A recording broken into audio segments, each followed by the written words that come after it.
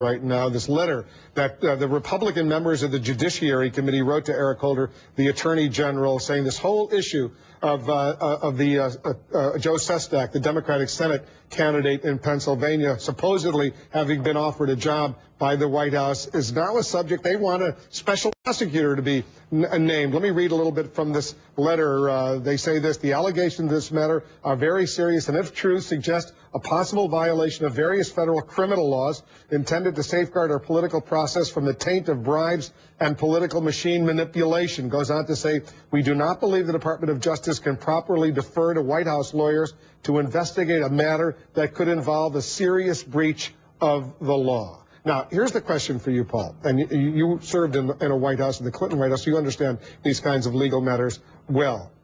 The White House says they investigated, their lawyers looked at it, nothing was wrong, case closed.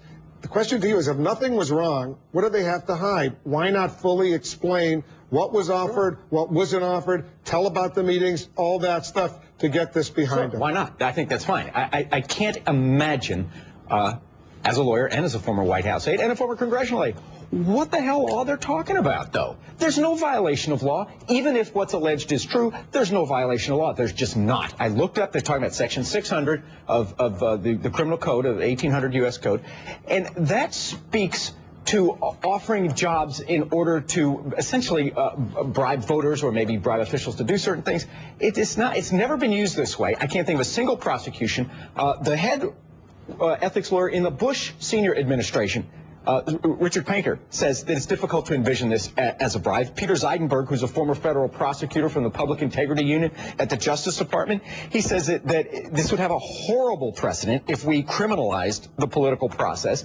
And Ron Kaufman, who you know, is but the White House, he says every White House in history has ever done this. According to Ron Kaufman, who was in the first Bush White House. What's the crime? And who's ever been prosecuted? But you agree the White House should just say, look, here's all the timeline of exactly what happened, what was said, what wasn't said. We're talking about a conversation, and so you're going to have people's memories are going to differ. I mean, it's just.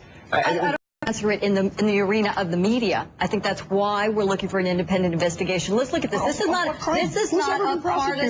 Let's be very clear. This is not a partisan issue. You have a Democrat admiral coming forward and saying he may have been a victim of a bribery attempt. It's not a bribe. And may have been. He's alleging that. I think for all the reasons that the Justice Department would look at Rod Blagojevich, investigate those issues, in all fairness, to have parity, why wouldn't he open it up and allow them to do the same? When you have the Republican head of the Bush White House ethics unit saying there's no crime here, when you have a career former Justice Department public integrity lawyer saying I've looked at this, there's no crime here, there's no crime. There is nothing wrong with having parity. Clearly, this is so silly. You're trying to criminalize.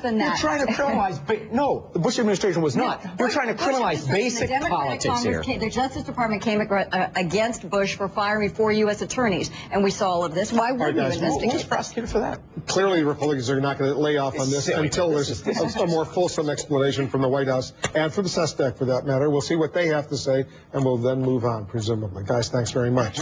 We're standing by to speak live with